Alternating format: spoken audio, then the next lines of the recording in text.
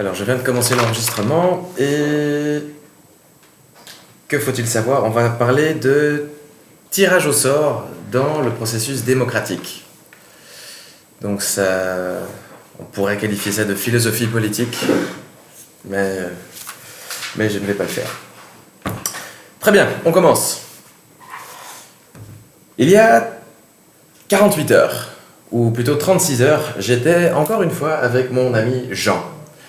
Nous buvions énormément de bière avec ma mère, pour ne rien vous cacher. Et dans ce genre de contexte, j'adore refaire le monde, parler philosophie, nous dire que nous avons tout compris. Jean, qui suit énormément les médias, s'est dit scandalisé par toute cette affaire Publifine, Publilec et autres intercommunales. Son commentaire était intransigeant. Il m'a dit « Je ne crois plus en la politique, je ne crois plus au gouvernement, je ne crois pas à l'Europe, ce sont tous des pourris. » Je dis « Jean, modère tes transports, ne penses-tu pas qu'une telle généralisation est de mauvais aloi ?»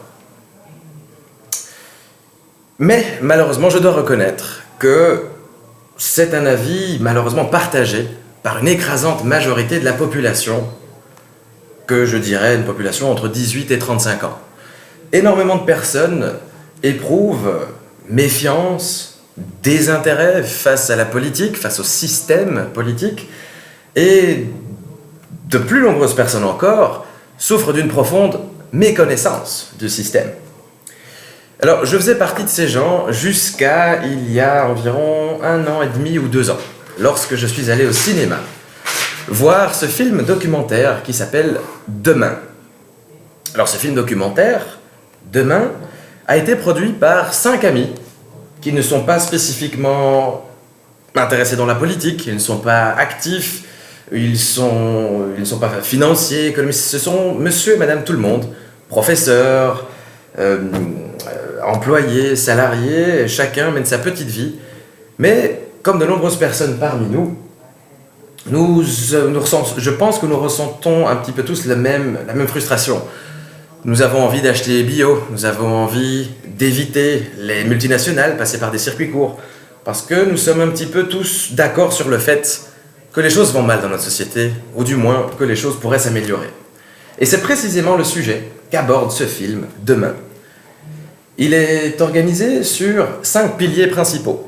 Le pilier de l'économie, de l'énergie, de l'alimentation, de l'éducation et de la démocratie. Et c'est de ce dernier pilier dont j'aimerais parler maintenant. Dans le film, on interroge un certain David Van Reybrouck, qui est un homme brillant. Alors, qui est David Van Reybrouck? C'est un Gantois d'une petite quarantaine d'années qui a écrit un livre qui s'appelle Congo, qui, comme son nom l'indique, retrace l'histoire du Congo. Livre passionnant. Mais ce dont je vais vous parler maintenant, c'est plutôt son autre livre, qui a défrayé la chronique, qui a fait parler de lui en Europe, outre-Manche et même outre-Atlantique. Il s'agit du livre Contre les élections. J'en ai parlé avec beaucoup d'entrain à Jean. Je lui ai dit que j'ai littéralement dévoré ce livre et qu'il devait absolument s'y consacrer parce que ce bouquin apporte une réponse à ce sentiment généralisé dont nous avons parlé au début de mon intervention.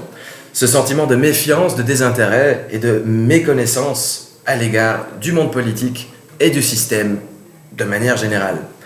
Alors, de quoi parle ce livre? Eh bien, il parle de plein de choses. Mais, pour recentrer et pour aller droit au but, David Van Reybrouck, l'auteur du livre, caractérise tout ce que nous ressentons comme un syndrome de fatigue démocratique.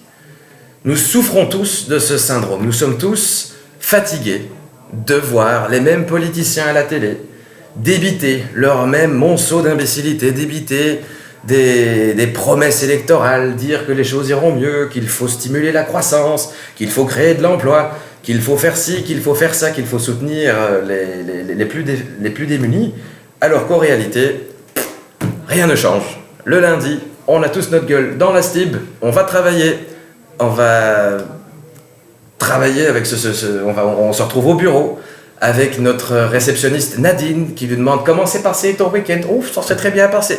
C'est un petit peu la même routine, rien ne change. On a un peu le sentiment qu'on ne peut rien y faire. Alors que normalement, la démocratie, c'est, étymologiquement parlant, le pouvoir au peuple. Démo, le peuple, kratos, au peuple. Alors, il y a quelque chose qui va mal et de très nombreuses personnes ressentent ce problème. Et le pire, c'est que la plupart des citoyens ont l'impression qu'ils ne peuvent rien y faire. Et dans ce livre, Contre les élections, David Raybrook propose une solution très pratique, très concrète et tout à fait réalisable. C'est là la partie la plus importante. Ce n'est pas du tout une utopie, une sorte de masturbation intellectuelle qu'on refourguerait à côté de son ami pilier de comptoir simplement pour placer des mots intéressants. Non, non, non. C'est une proposition qui a déjà fait ses preuves, notamment en Irlande, aux Pays-Bas et plus récemment en Islande, si je ne m'abuse. Je pense que vous avez entendu parler de ce Premier ministre islandais qui a été destitué en raison de son implication avec les Panama Papers. Je pense que c'est une assemblée constituante populaire qui a voté pour sa destitution. Et ce qui est très important de souligner, c'est que ces gens ne se sont pas présentés à des élections, mais que ces citoyens ont été tirés au sort dans la population. Et c'est là l'idée, c'est là le cœur de l'idée de David Van Raybroek. Aujourd'hui, nous vivons dans un régime démocratique, certes, représentatif, parce que oui, les politiques nous représentent, et pour être encore plus spécifique, nous vivons dans un régime démocratique représentatif, électif, c'est-à-dire que nos représentants politiques sont élus pour nous représenter. L'idée de Van Raybroek est la suivante. Gardons le régime démocratique, gardons le représentatif, mais supprimons, ou du moins en partie, la partie élective pour introduire une partie d'aléatoire. L'idée de Van Raybroek est donc la suivante. Compléter le régime démocratique représentatif et électif par un régime démocratique représentatif aléatoire. Pourquoi est-ce intéressant ? Eh bien, parce que selon lui, la majorité des hommes politiques n'ont qu'une idée en tête, gagner les prochaines élections. Tout ce qui se passe entre chaque élection, ce n'est que du vent. Et personnellement, je dois le reconnaître, d'accord avec ce constat, et je trouve que aller voter tous les 4 mois, c'est-à-dire mettre une petite croix sur un bulletin de vote, et attendre 4 mois pour pouvoir refaire la même chose, eh bien, ce n'est pas ma conception de la participation démocratique d'un citoyen. Je pense que nous devrions faire beaucoup plus, comme cela se faisait dans la Grèce antique, où la démocratie a été inventée. David Van Raybroek souligne d'ailleurs que, à l'époque, les élections étaient en réalité une exception, et que le tirage au sort était la norme. Sur 9 fonctions publiques, sur 10 fonctions publiques, 9 étaient décidées par tirage au sort. La dernière, les fonctions les plus importantes, être à la tête de l'armée ou les décisions financières ou les grandes décisions importantes, se faisaient par élection, mais l'écrasante majorité des postes politiques étaient pourvus par tirage au sort. Et, il faut le souligner, la période de tirage au sort correspond avec l'âge d'or de la Grèce antique.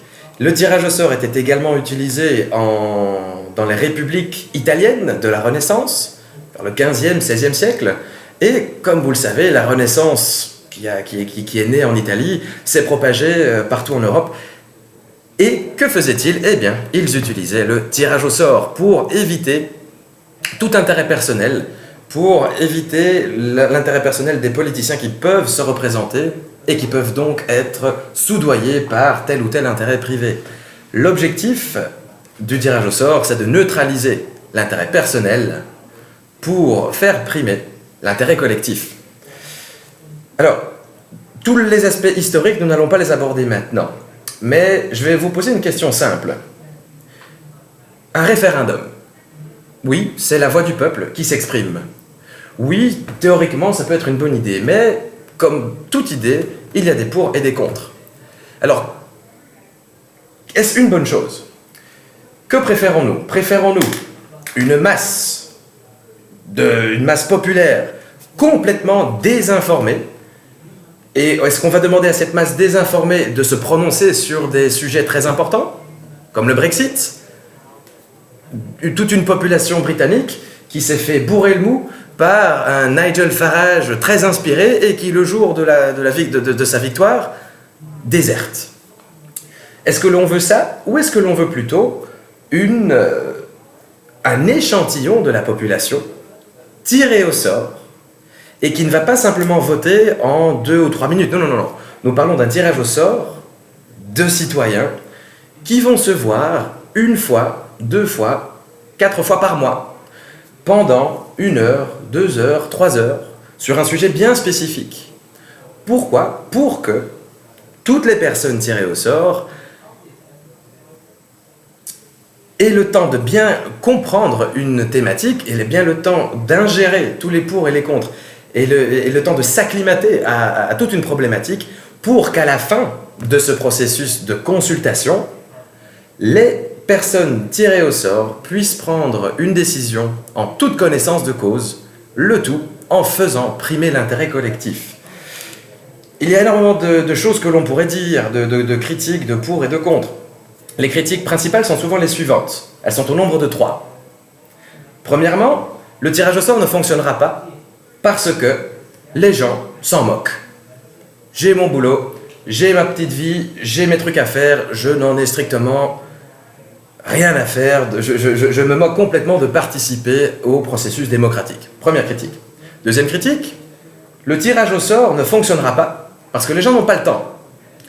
Ben oui, la même chose, ils ont du boulot, ils ont Secret Story ou The Voice à regarder, il faut aussi payer, il faut aller au ski, il faut sortir Bobonne, il faut l'amener au restaurant tous les samedis, sinon on ne profite pas de la vie. Troisième critique, les gens sont trop bêtes. Qui voudrait qu'un éboueur ou que quelqu'un qui n'a jamais, qui n'a à peine fini ses études secondaires, qui voudrait qu'une telle personne se retrouve dans une position où il lui est demandé de voter pour l'ensemble de sa communauté, alors que, sur papier, il n'a pas les compétences intellectuelles pour. Voilà donc les trois critiques. Les gens n'en ont rien à faire, les gens n'ont pas le temps, les gens sont stupides. Eh bien, si la réponse à ces questions vous intéresse, je vous renvoie vers le livre. Mais je ne vais pas prendre trop de temps là-dessus, je vais plutôt vous expliquer la proposition pratico-pratique et très bien pensée de Van Reybrouck, et je vais conclure avec ceci. Selon l'auteur, la Belgique est le terreau idéal, le terreau constitutionnel idéal pour tenter une telle expérience. En Belgique, nous avons le Sénat et la Chambre des représentants. L'idée de David Van Reybrouck n'est pas de complètement supprimer la partie des représentants politiques élus, mais son idée est de complémenter les élections par un tirage au sort. Que propose-t-il? Il propose de conserver la Chambre des représentants élue démocratiquement et de remplacer le Sénat, également élu, par des citoyens tirés au sort, pour que le Sénat constitue une sorte de contre-pouvoir face à la Chambre des représentants. Ce serait un premier pas vers un système démocratique qui fonctionnerait mieux. Alors, je suis convaincu par l'idée, je pense que cela fonctionnerait.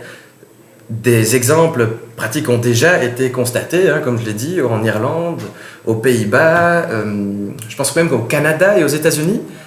Il y a déjà eu de telles expériences, pas spécifiquement au niveau national, mais peut-être au niveau régional, au niveau provincial, ou encore au niveau communal. C'est une idée qui peut se